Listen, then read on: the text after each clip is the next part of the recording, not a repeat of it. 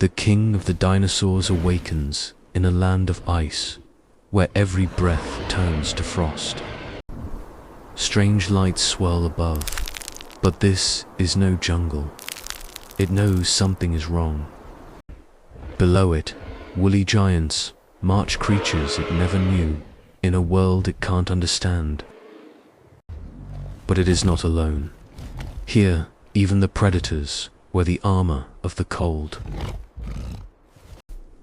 Triceratops fights the snow like it once fought rivals head down, step by step. Frozen rivers carry silent stories of hunts, falls, and vanishing giants. Even a beast of muscle stumbles here.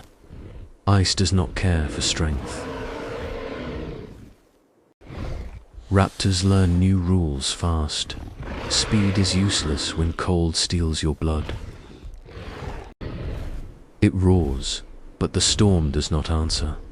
The Arctic listens and forgets. This is a world not built for them, and yet they walk it for now. The hunter waits.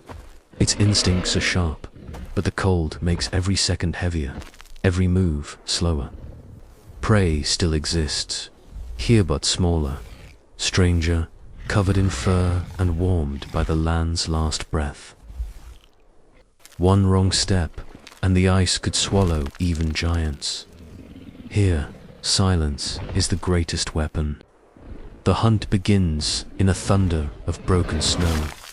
Speed matters less than surprise in this frozen war. The herd erupts in panic. Cold air burns their lungs as they flee, their instincts barely outpacing death. One falls behind, legs failing on ice nature never meant them to know. The moment decides everything. Hunger drives the ancient predator forward its jaws, no error, only instinct and need. But even now, prey learns. A narrow escape, carved by ice and luck, saves a life for one more day.